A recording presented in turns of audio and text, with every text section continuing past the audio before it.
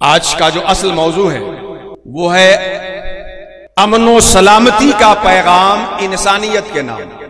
اس میں کوئی شک نہیں کہ آج سے 20-25 سال پہلے کھانے کے جو ذرائع تھے اس سے کہیں زیادہ اپ ڈیٹ ہو کر کے انسان اچھے کھانوں پہ آ چکا ہے۔ آج سے 50 سال پہلے رہنے کے لیے جو مکانات تھے اس کا کہیں اور اس سے کہیں اچھا ورژن آج کے زمانے میں آ گیا۔ آج سے پہلے انسان جن بیل گاڑیوں سے اور گھوڑوں سے سفر کرتا تھا اس سے کہیں تیز رہو ٹرین اور پلین کی شکل میں سواریاں انسانوں کے بیچ موجود ہے۔ پہلے اپنوں کی خبر لینے کے لیے اور اپنوں کو خبر دینے کے لیے خط و کتابت کرتے تھے جس میں مہینے لگتے تھے، اور آپ دنیا کے کسی بھی بسنے والے حصے میں بسنے والے انسان کو آن کال ریڈیو کال کر کے دیکھ سکتے ہیں اور سیکنڈوں میں اس کی خیریت معلوم کر سکتے ہیں۔ مکان پہلے سے اچھا ہو گیا، کپڑا پہلے سے اچھا ہو گیا، 2G سے 3G، 3G سے 4G اور 4G سے 5G، اور اس کے بعد نہ جانے کون کون جی آ رہا ہے۔ اس کے باوجود انسان کی زندگی میں سکون نہیں ہے، انسان کی زندگی میں امن نہیں ہے، انسان کی زندگی میں سلامتی نہیں ہے۔ گھر سے آدمی نکلنے کے بعد اس کشمکش میں رہتا ہے کہ شاید شام کو گھر لوٹ پائے گا کہ نہیں لوٹ پائے گا۔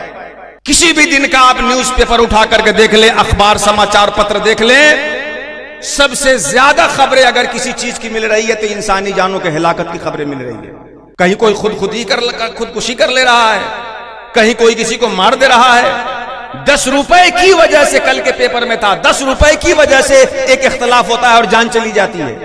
ساری چیزیں دنیا کی پہلے سے اچھی ہوتی جا رہی ہے، مگر امن و سکون غائب ہوتا جا رہا ہے۔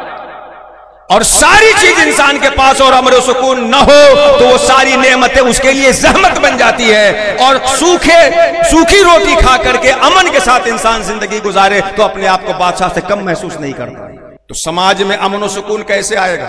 بھائی چارے کا قیام کیسے ہوگا؟ سلامتی کا دور دورہ کیسے آئے گا؟ یہی چیز سکھانے کے لیے انسانوں کو انسانوں کے بنانے والے رب نے انسانوں کے بیچ محمد رسول اللہ کو بھیجا۔ ہمارے سماج میں امن کیسے قائم ہوگا؟ سلامتی کیسے آئے گی؟ آشتی کی فضا کیسے چلے گی؟ یہی سکھانے کے لیے محمد رسول اللہ ہے۔ اور یہ بات فقط میں جذباتی طور پر عقیدت کی بنیاد پہ نہیں کہہ رہا ہوں، حقائق کی روشنی کی بنیاد پر اور حقیقت پر مبنی بات کہہ رہا ہوں کہ محمد رسول اللہ سماج سے بے چینی اور بدامنی کو دور کر کے پرامن سماج کی تشکیل کے لیے آئے تھے۔ کیسے بھائی؟ سنیے، سماج میں بدامنی کیوں ہے؟ سوسائٹی میں بے چینی کیوں ہے؟ اضطراب کیوں ہے؟ فساد کیوں ہے؟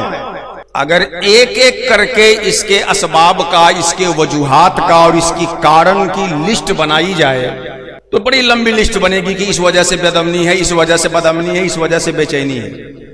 لیکن بدامنی کے جتنے اسباب ہیں سب کا نچوڑ اگر نکالا جائے، سماج میں جو بے چینی اور بدامنی ہوتی ہے، ایک دوسرے کا مال ہڑپنا، ایک دوسرے کی جان لے لینا، دوسرے کی عزت آبرو پہ حملہ کر دینا، ماں بیوی بیٹی بہنوں کی عفت کو تار تار کر دینا، یہ بدامنی کی جتنی صورتیں ہیں، ان سب کا اگر روٹ سبب، اصل سبب، بنیادی سبب اگر نچوڑ کر نکالا جائے تو وہ یہ ہوتا ہے کہ حقدار کو حق نہ دینا یہ سماج میں بدامنی کا سب سے اہم سبب ہوتا ہے۔ سماج میں جو بے چینی آتی ہے، بدامنی آتی ہے، اس کی سب سے بنیادی وجہ ہے حقدار کو اس کا حق نہ دینا۔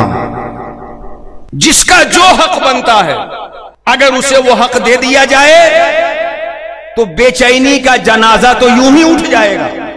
جس کا جو حق بنتا ہے اسے اس کا حق دینے کی کوشش کی جائے گا۔ اگر حقوق کی پاسداری کر دی گئی، سب کے ادھیکار کو پالن میں لایا گیا، سب کے رائٹس کو، ان کے حقوق کو پوری دیانتداری کے ساتھ دیا جائے تو سماج سے بے چینی از خود ختم ہوتے نظر آئے گی۔ تو حقوق کی رعایت یہ ہے امن و سکون کا سب سے مضبوط فارمولا۔ اللہ کے رسول صلی اللہ تعالی علیہ وسلم جب انسانوں کے بیچ آتے ہیں، آپ نے اسی چیز پہ فوکس کیا ہے، اسی پہ ارتکاز کیا، اسی کو مکمل طور پہ لوگوں کو ذہن و دماغ میں سمجھانے کی کوشش کی کہ جس کا جو حق ہے اپنی زندگی میں اس کا حق ادا کرنے کی کوشش کرو۔